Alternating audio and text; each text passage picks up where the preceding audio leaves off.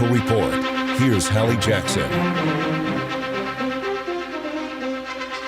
Good morning. We are coming on the air with President Trump set to address the war on Iran from the White House. It's our understanding he'll do so at the start of a previously scheduled Medal of Honor ceremony in the East Room. That's what you're looking at there.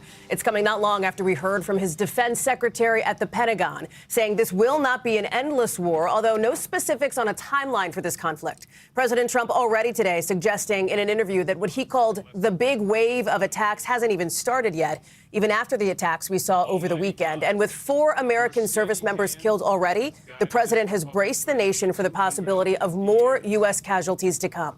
Let's get to Monica Alba, who is live for us at the White House. Monica, we'll listen in when the president begins to speak. But so far, since these strikes began, the president has not ruled out the possibility of American boots on the ground in Iran. In fact, Hallie, it almost seems like he is preparing Americans for that possibility. And these will be the president's first public remarks since he did order Operation Epic Fury Friday night into Saturday morning. He has released those pre-recorded videos laying out some of the initial objectives of this massive ongoing military operation, but he hasn't given a lengthy or public address to the American people to explain what the end game might be here, how this does conclude, how long this could take. He's indicating it could be anywhere from 4 to 5 weeks, or that could extend. The president also hasn't discussed necessarily what the regime change plan could be here for Iran, acknowledging that dozens of leaders, he says, in Iran have been taken out, have been killed by joint U.S. and Israeli strikes. But when asked what the leadership future may look like for Iran, the president says it is unclear, and it is unclear, Hallie, what role the U.S. will play in that. You did mention earlier today that briefing from the defense secretary and the chairman of the Joint Chiefs of Staff, Dan Kane. They are both in the room here for this Medal of Honor ceremony, and they are both signaling to the U.S. and to the American people that this is an operation that is unapologetic, overwhelming, and could continue with force for many more days to come. And Monica will listen in to the president speaking now, President Trump in the East Room.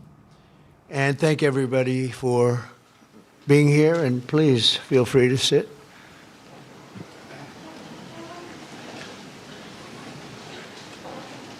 So before we begin this important ceremony, and there's no ceremony that can be much more important than this, let me provide a brief update on Operation Epic Fury. Today, the United States military continues to carry out large-scale combat operations in Iran to eliminate the grave threats posed to America by this terrible terrorist regime. Following our obliteration of Iran's nuclear program in Operation Midnight Hammer a short while ago, we warned Iran not to make any attempt to rebuild at a different location because they were unable to use the ones that we so powerfully blew up.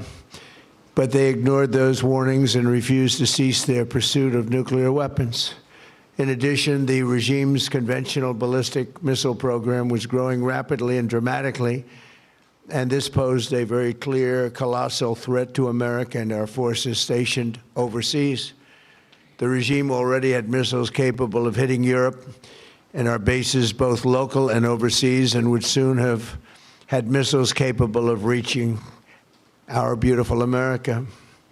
The purpose of this fast-growing missile program was to shield their nuclear weapon development and make it extraordinarily difficult for anyone to stop them from making these highly forbidden by us nuclear weapons. We were the ones that were complaining. We were the ones that wanted it stopped, but everybody was behind us. They just didn't have the courage to say so. An Iranian regime armed with long-range missiles and nuclear weapons would be an intolerable threat to the Middle East, but also to the American people. Our country itself would be under threat, and it was very nearly under threat.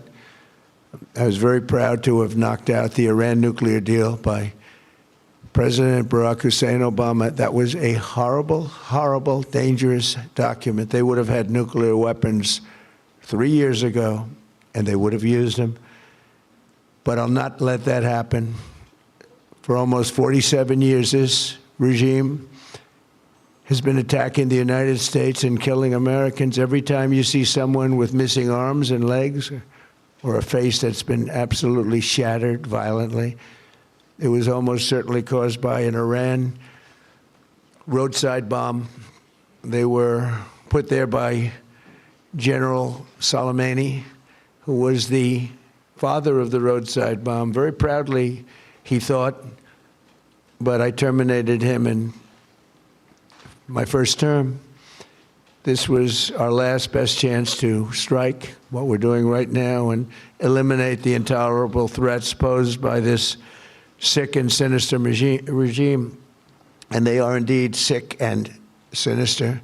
Our objectives are clear. First, we're destroying Iran's missile capabilities, and you see that happening on an hourly basis, and their capacity to produce brand new ones, and pretty good ones they make. Second, we're annihilating their Navy. We've knocked out already 10 ships. They're at the bottom of the sea. Third, we're ensuring that the world's #1 sponsor of terror can never obtain a nuclear weapon, never going to have a nuclear weapon. I said that from the beginning. They're never going to have a nuclear weapon. They were on the road to getting one legitimately through a deal that was signed foolishly by our country. And finally, we're ensuring that the Iranian regime cannot continue to arm, fund, and direct terrorist armies outside of their borders. And we thought we had a deal, but then they backed out. And they came back, and we thought we had a deal, and they backed out. I said, you can't deal with these people. You've got to do it the right way. Today, we grieve for the 4 heroic American service members who have been killed in action and send our love and support to their families. In their memory, we continue this mission with ferocious, unyielding resolve to crush the threat this terrorist regime poses to the American people, and a threat indeed it is. We have the strongest and most powerful, by far, military in the world, and we will easily prevail.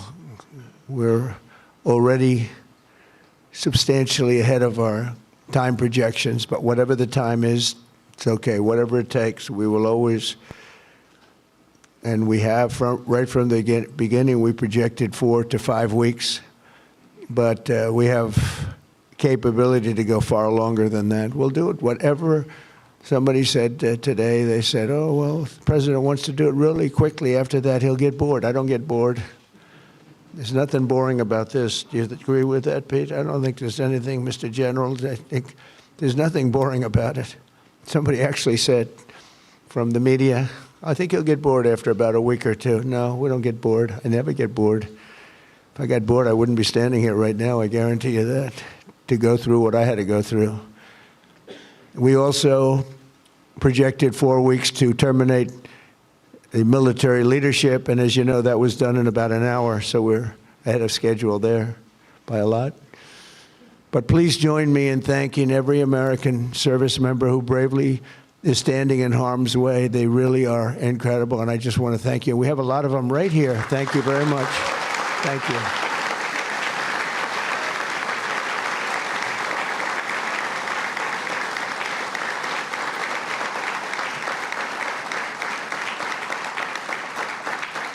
Thank you, everybody. We have a lot of great service members here with us, too, in this beautiful building. Isn't it beautiful?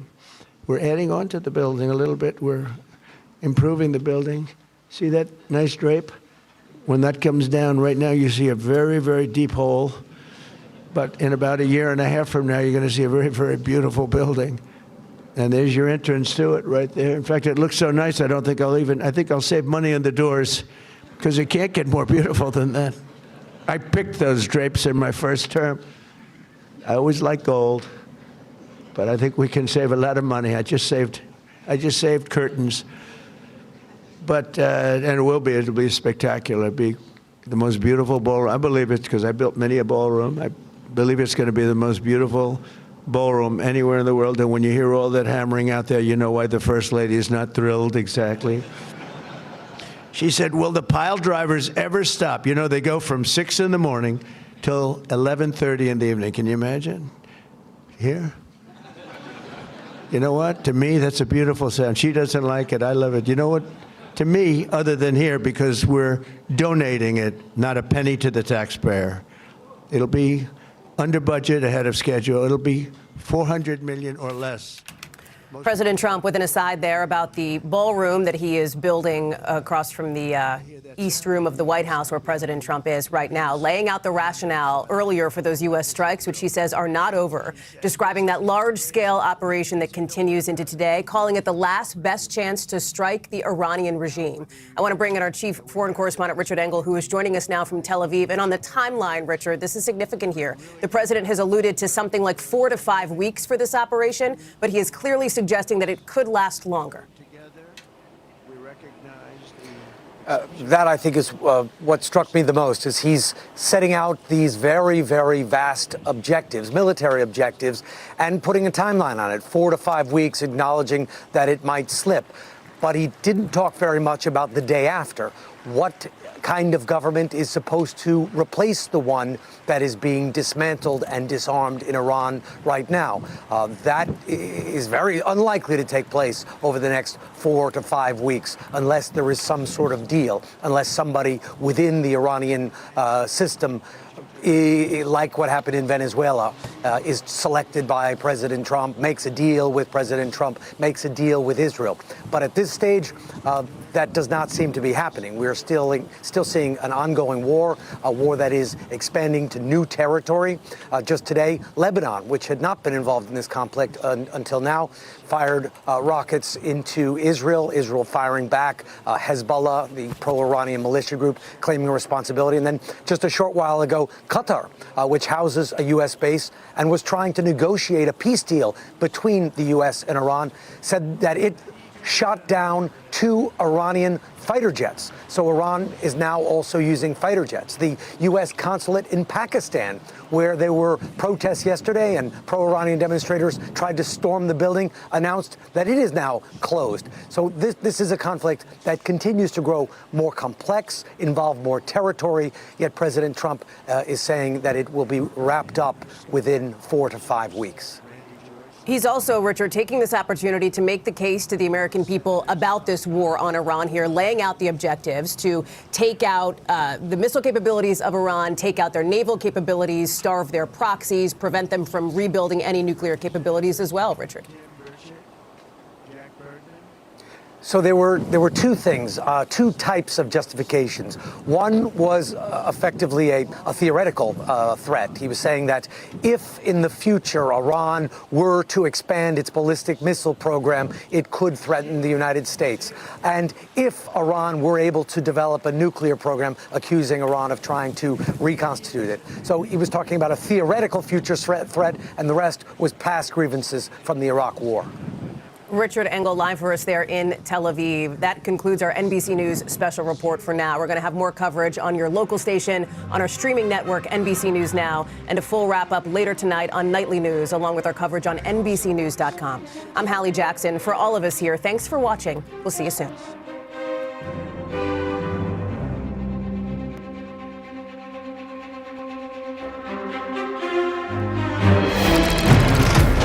I'm Hallie Jackson in Washington. You have been watching some of President Trump delivering remarks in the East Room for this previously scheduled Medal of Honor ceremony. The president addressing the war on Iran, the strikes over the weekend, alluding to the timeline that this is an operation that is continuing. We're going to listen back into the rest of the event now. Stay with us.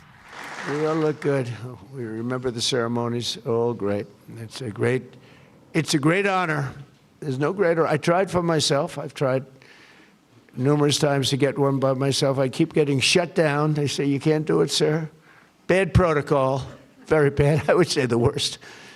But I'm only kidding. You don't have to say I'm only kidding. Otherwise, the press will come out with it, which they actually did once. Donald Trump wants a Congressional Medal of Honor, but he's been shut down. But now you are brave, amazing people. And I want to thank you all. In 1941, Roddy Edmonds of Knoxville, Tennessee, enlisted in the U.S. Army and soon rose to one of the youngest master sergeants in the military. In 1944, he sailed to Europe to fight in World War II, and he was so enthusiastic and young and full of vim and vigor. Roddy soon found himself on the front lines of the Battle of the Bulge. That was a big one. Massively outnumbered by enemy forces, his 1,200 soldier unit fought valiantly until they were completely overrun. The force was massive on the other side, many times number. After a 4-day death march, one that was covered very well by the history books, through bitter cold, they were put into a German POW camp. Roddy was the top-ranking infantryman in the camp. He was number one, meaning he was responsible for the lives of his fellow service members. On July 26, 1945, a Nazi SS officer issued an order over the camp loudspeaker, loud and strong. He said that only American Jews were to show up to roll call following this morning. He added, all who disobey this order will be shot immediately. There were more than 200 Jewish American soldiers in the camp, and Roddy knew their separation from the group would mean certain death. So that night he summoned his team and devised a plan. The next morning, all 1,200 American men fell in line together, shoulder to shoulder. Enraged, the Nazi commandant rushed forward, drew his Luger pistol, and pressed the barrel between Sergeant Edmonds' eyes. He barked at Roddy. They cannot all be Jews, he screamed loud and again, and staring straight back into the raging face of evil. Sergeant Edmonds replied fearlessly, we are all Jews here. The Nazi officer lowered his weapon and the soldiers erupted in cheers. With total disregard for his own life, Roddy had saved over 200 of his fellow service members. Their camp was liberated 2 months later. We're honored to be joined today by Roddy's son, Chris. Please stand up as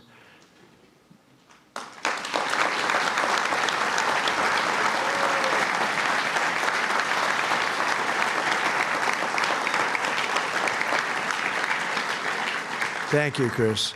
Today, your father gets the honor he so courageously earned, and really amazing, right? It's an amazing story. Congratulations to the family of Master Sergeant Roddy Edmonds. The next two we recognize today served in the 1st Battalion, 28th Infantry Regiment of the 1st Infantry Division, better known as Big Red 1. Do you know about that, Pete, right? Command Sergeant Major Terry Richardson, we are honored to have you with us.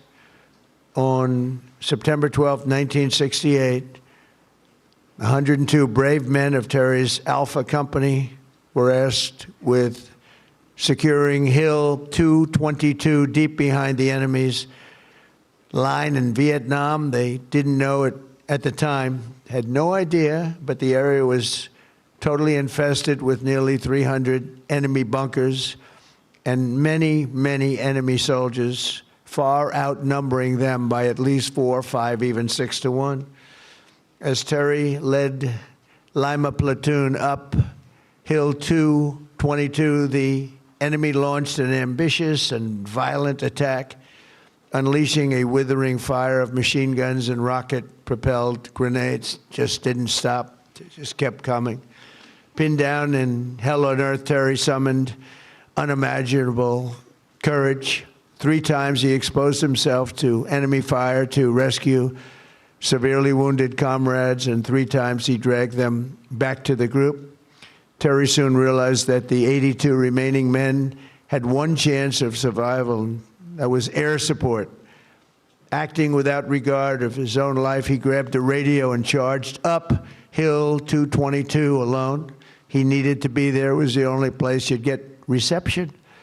He withstood a storm of enemy bullets, eventually reaching the top, where he spent the next 8 hours calling in tactical strikes, completely exposed.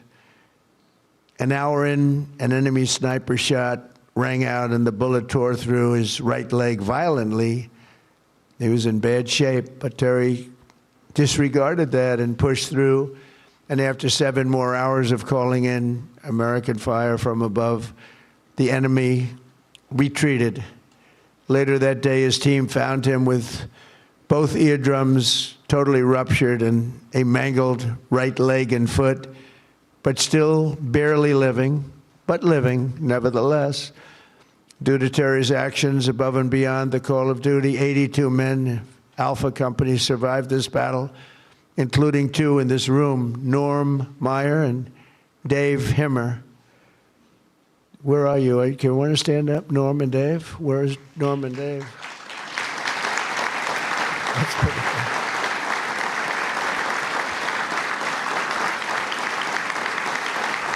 Pretty good.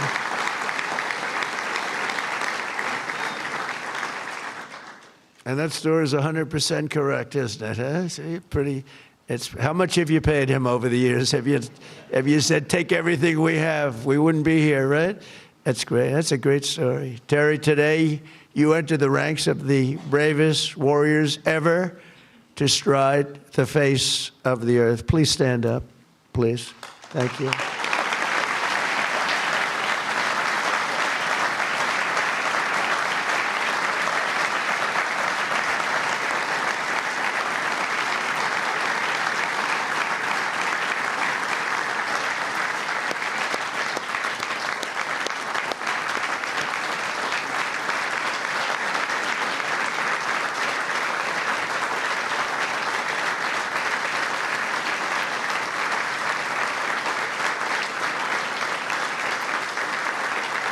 That's great, Terry.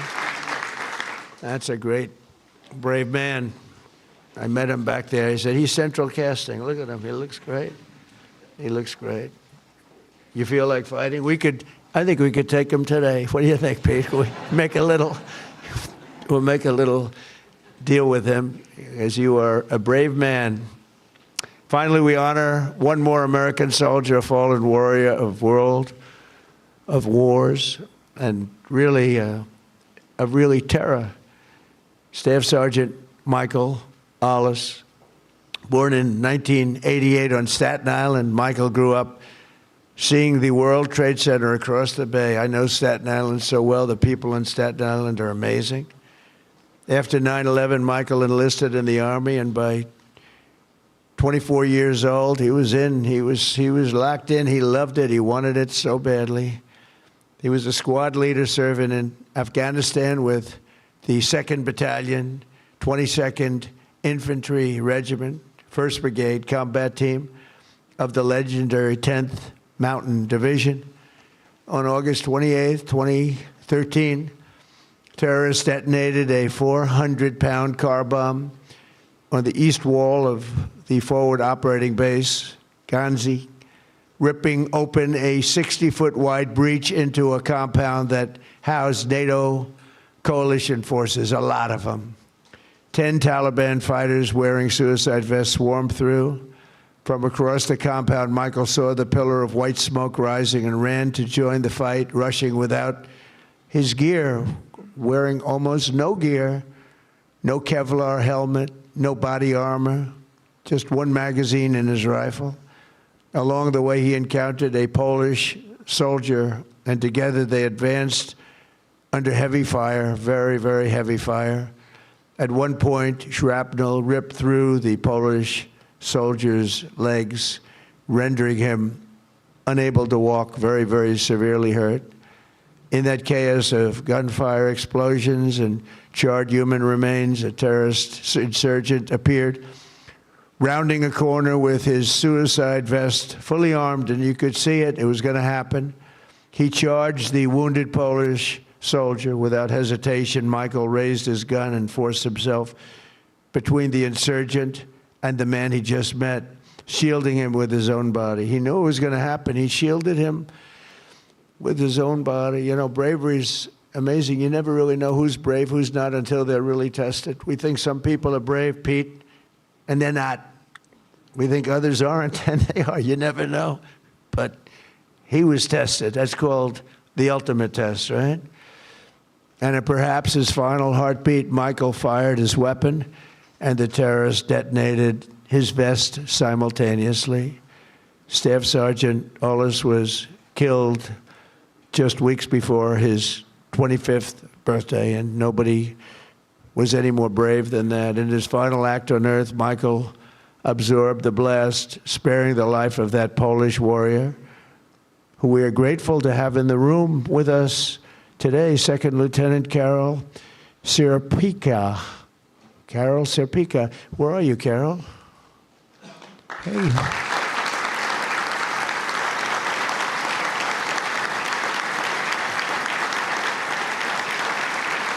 Would you like to come up? Please. Please. I'd love to have you come up. Thank you, Carol.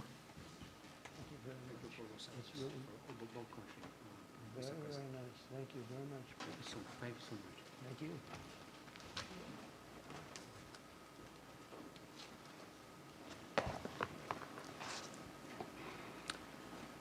Mr. President, Minister of War, I'm Minister Polish of National Defense, distinguished guests, everyone gathered here today, dear my Basia, Michael, and Jacob, especially dear Linda and Robert, and the entire Ollis family. What do you have that you did not receive? This is how I would like to begin these few words, to speak to you all here.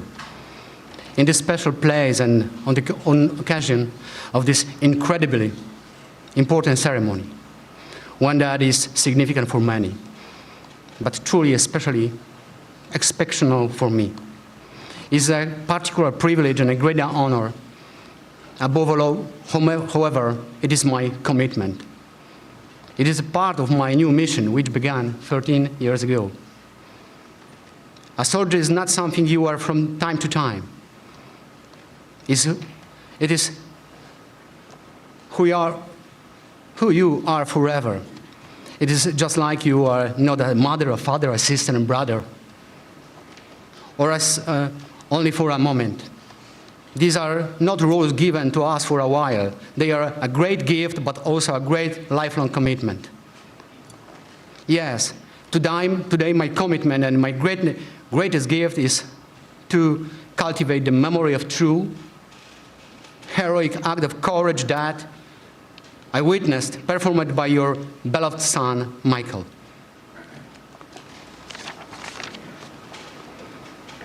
Please forgive me if my words have not fully captured what I truly feel today. However, sometimes words are simply not enough.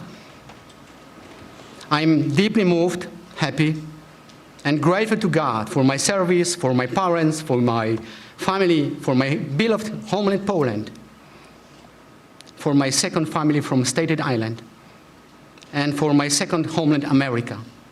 God bless you all. Michael, thank you for your service, and I will see you in our heavenly homeland. Thank you for your service. Thank you so much.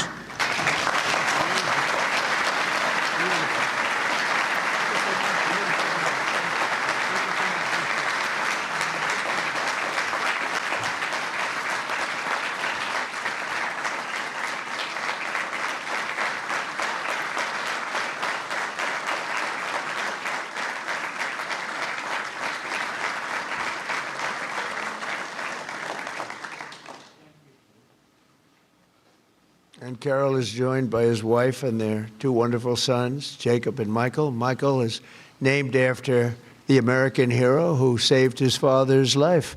So stand up, Michael. Let me see. Wow.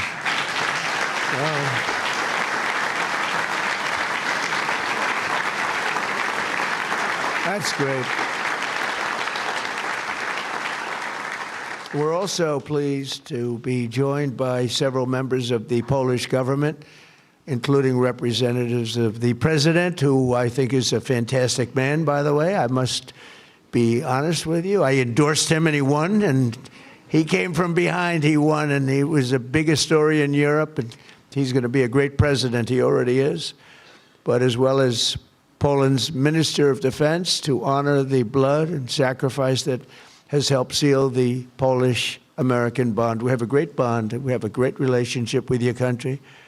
And I just want to thank you to Michael's parents, Bob and Linda. Your son's selflessness in the face of real evil reminds us of the courage that keeps our country free. And I just said the genetics in that family are very strong, right? I said that before. All three families, I said, good. I see some of the young ones today. And I said, you have good genes. They were asking me, what does that mean? I said, don't worry about it. You'll figure it out. But you have the best genes you can have, actually. So thank you for giving America your beloved son. And now I would like to ask the military aide to come forward and read the citations, and then we will do the honors. Thank you all very much. This is a tremendous honor for me to be here. Thank you. Please, military aide.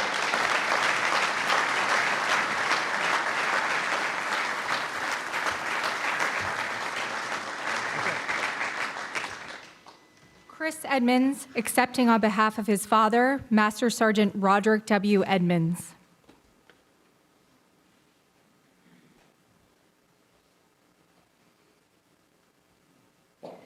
The President of the United States of America, authorized by Act of Congress, March 3, 1863, has posthumously awarded in the name of Congress the Medal of Honor to Master Sergeant Roderick W. Edmonds, United States Army.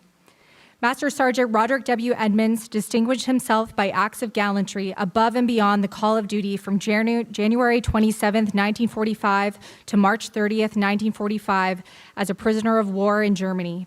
Upon arrival at Stalag 9A in Zietenhain, Germany, on the evening of January 26, 1945, the Germans announced that only Jewish American prisoners would fall out for roll call the following morning at the threat of execution. Master Sergeant Edmonds directed his senior leaders to have all 1,200 American prisoners present themselves for roll call. The Nazi commandant became incredulous after realizing that so many Americans were standing in formation. The commandant removed his pistol, pressed it hard against Master Sergeant Edmonds' forehead between his eyes, and demanded that he order all Jewish American prisoners to step forward or he would be shot. Master Sergeant Edmonds fearlessly held his ground, refusing to concede. The commandant lowered his weapon without further attempts to segregate the Jewish American prisoners. Several weeks later, in March 1945, the Germans ordered all prisoners to assemble outside the barracks for evacuation. Master Sergeant Edmonds ordered all American prisoners to form in front of the barracks, and when the enemy transports arrived, they would break ranks and rush back to the barracks. Master Sergeant Edmonds gallantly led these prisoners in a relentless pursuit of opposition and resistance, forcing the Germans to abandon the camp, leaving the 1,200 American prisoners behind. Master Sergeant Edmonds' conspicuous gallantry above and beyond the call of duty are in keeping with the highest traditions of military service and reflect great credit upon himself, his unit, in the United States Army.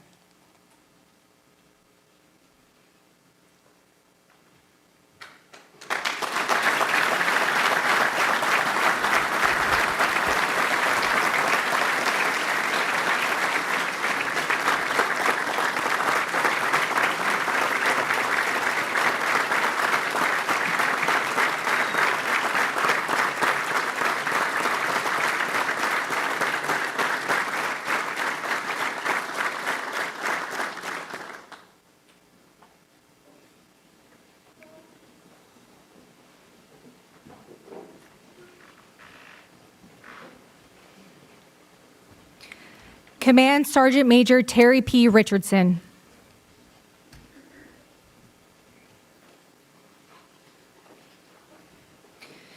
The President of the United States of America, authorized by Act of Congress March 3, 1863, has awarded in the name of Congress the Medal of Honor to Staff Sergeant Terry P. Richardson, United States Army. Staff Sergeant Terry P. Richardson distinguished himself by acts of gallantry above and beyond the call of duty on September 14, 1968, in the vicinity of Loc Ninh, Republic of Vietnam. On this date, his company was tasked with the mission of securing Hill 222 in hostile and enemy territory near the Cambodian border. Staff Sergeant Richardson directed one of his squads to be the point element leading the way. Shortly after the assault began, 3 of the squad members became severely wounded and pinned down between 3 enemy machine gun bunkers. Staff Sergeant Richardson advanced forward under heavy enemy fire and recovered his wounded soldiers between heavy machine gun fire. By the time he was able to make it back to join his unit, his entire company had been completely surrounded by the enemy. Staff Sergeant Richardson recognized that the only way to keep his company from being overrun was with accurate tactical airstrikes. Staff Sergeant Richardson advanced to the top of Hill 222 under heavy enemy fire for better sight lines to direct the tactical airstrikes. He began to direct the tactical airstrikes and shortly thereafter became wounded by an enemy sniper. Staff Sergeant Richardson's continued directing the tactical airstrikes for 7 more hours before the enemy broke contact. 6 soldiers from his platoon found him still alive. Staff Sergeant Richardson declined medical evaluation for his gunshot wound and requested that he be allowed to stay to lead his soldiers. Altogether, his actions directly resulted in 85 lives being spared on that fateful day.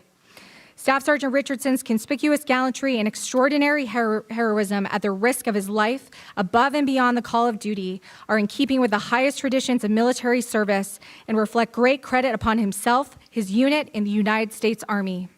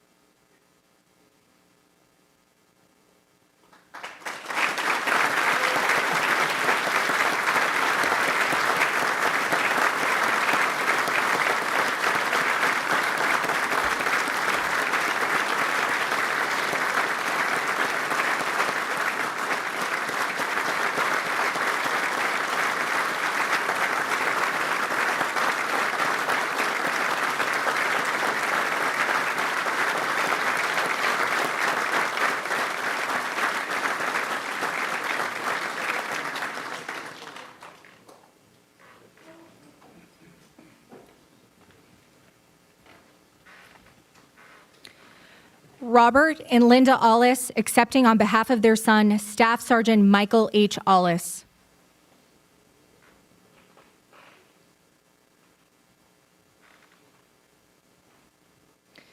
The President of the United States of America, authorized by Act of Congress March 3, 1863, has posthumously awarded in the name of Congress the Medal of Honor to Staff Sergeant Michael H. Ollis, United States Army.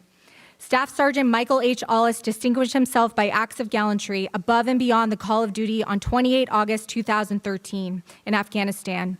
On this date, a complex enemy attack involving multiple vehicle-borne improvised explosive devices, suicide vests, indirect fire, and small arms fire was launched against Forward Operating Base Hanzi. Staff Sergeant Ollis ordered his fellow soldiers to move to bunkers to shield themselves from enemy fire. After accounting for his soldiers, he moved toward the enemy force that had penetrated the perimeter of the forward operating base. Staff Sergeant Ollis located a coalition forces officer, and together they moved toward the point of attack, armed with only their rifles. Upon reaching the attack point, they linked up with other friendly forces and began a coordinated effort to repulse the enemy. While under continuous fire, Staff Sergeant Ollis moved from position to position, engaging the enemy with accurate and effective fire. While fighting along the perimeter, an insurgent came around the corner. Staff Sergeant Ollis fired on the insurgent and incapacitated him, but as he approached the downed insurgent, the insurgent's suicide vest detonated and mortally wounded him. Staff Sergeant Ollis's exceptional courage and complete disregard for personal safety were in keeping with the highest traditions of military service and reflect great credit upon him, his unit, in the United States Army.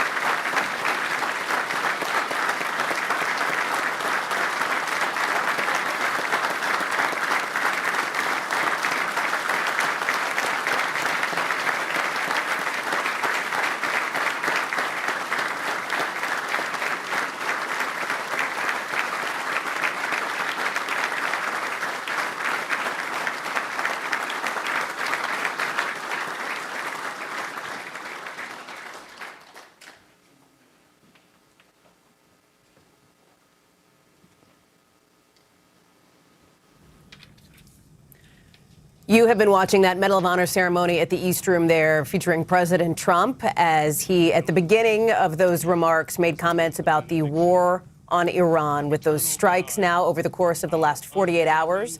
The president not sticking to or clarifying what a timeline would look like, suggesting 4 to 5 weeks, but open to longer, and not ruling out the possibility of American boots on the ground either. I want to bring in our senior national security correspondent, Courtney Kuby, who was at this morning's Pentagon briefing in court. Those top defense officials are in the room here, as one might imagine, for this Medal of Honor ceremony, presumably rushing over after they had delivered that statement, and took a few questions from reporters today, laying out more about the military objectives and where this goes next. Yeah, so the objectives that both the Secretary and then the Chairman of the Joint Chiefs laid out are pretty similar to what we've been hearing from the President. But the Chairman of the Joint Chiefs, General Dan Kane, he put it in a much more military way of explaining exactly what they were going to do. So not talking about regime change, but talking specifically about how the goal was to go after the ballistic missile program and to disable it, to go after the Iranian Navy, and to, the President used the word annihilate it, but definitely to damage it as well. And then, of course, neither he nor Secretary Hegseth specifically mentioned targeting Iran's nuclear program, but ultimately they mentioned the goal is to ensure that Iran does not have the ability to produce a nuclear weapon. But another big target and another big point of the conversation in that briefing today was exactly how long this conflict is going to last. President Trump, of course, just repeating at that event we were just watching him walk out of earlier today that, in fact, there is a projected timeline that existed by the military of 4 to 5 weeks to get through the military objectives of this. We asked Secretary Hegseth about that today, and specifically about whether this is an open-ended conflict or not. And here's a little bit about what he had to say. We're not going to go into the exercise of what we will or will not do. President Trump ensures that our enemies understand we'll go as far as we need to go to advance American interests. But we're not dumb about it. You don't have to roll 200,000 people in there and stay for 20 years. So seemingly a reference to the U.S. military being involved in the wars in Iraq and Afghanistan for 2 decades. But it's interesting, he did not specifically rule out the possibility of U.S. boots on the ground, instead saying he was not going to tie the hands of the president and that he would not even acknowledge whether, in fact, that was on the table or not, Hallie. And can I ask you, Courtney, because we also heard from the president this morning in a separate interview with a different outlet that the suggestion that what he called the big wave has not even happened yet. So help us understand that, because there was something like 1,000 targets hit over the course of the last 48 hours in this, first phase of this operation, Courtney. Bigger than that, presumably? Is that what the president's referencing? Do we know? It does seem that way, and we did hear today that the U.S. is still flowing additional forces in. General Kane saying that they're still flowing more forces in even today. Now, keep in mind, that could be things like the B-2 bomber flights that we heard about yesterday. Those move from the United States. It's like a 37-hour transit to fly from the U.S. all the way into Iran to drop these massive ordnance and then to fly all the way back. So assets like that are definitely flowing in. But when you talk about these 1,000 targets that the U.S. first went after in just the first day or two of this now massive military campaign, they are going to need additional forces, additional aircraft, and more than anything else, additional ordnance brought into the region if they are going to sustain this for a matter of time. And again, without a real sense of how many total targets we're looking at here or of a timeline, it stands to reason that the U.S. is still going to have another wave or additional waves of this. I am really struck, though, by one thing, Hallie, is the U.S. At the Pentagon briefing today, they were talking about all these conventional targets. So again, the missile program, missile defense systems, the Iranian Navy. They did not talk specifically about targeting the Iranian nuclear program, and I'm curious if that might be part of what President Trump is talking about here, is if they will get through sort of the conventional targets and then they might move to the nuclear as sort of the end state or one of the end games of this entire military campaign. Courtney Kuby, thank you. I want to bring in our senior White House correspondent, Garrett Haake, who is in the East Room, I'm sure getting ready to be shuffled out. Garrett, give us a sense of what it was like in the room there. The president making those remarks off the top about Iran, as we've noted from Courtney, his top defense and military officials in the room as well. Yeah, that's right, Hallie. I mean, it's a sort of a fitting scene to give those remarks, given that we're here for Medal of Honors to be awarded to 3 veterans whose extraordinary gallantry kind of undergirded this whole event. It's in that context that, of course, the United States military finds itself engaged again in Iran. So you heard the president offer what I think is probably his most complete explanation of why the U.S. acted when it did, suggesting that Iran's missile program could already hit Europe, could already hit U.S. bases, and suggesting that he was concerned about the idea that it could hit more Americans in the future. I'm left still wondering, what that timeline was and why the movement towards strikes now was so immediate.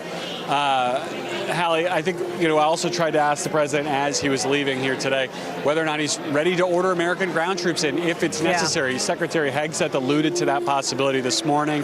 The president, in one of his phone interviews, suggested it's not something he's prepared to rule out.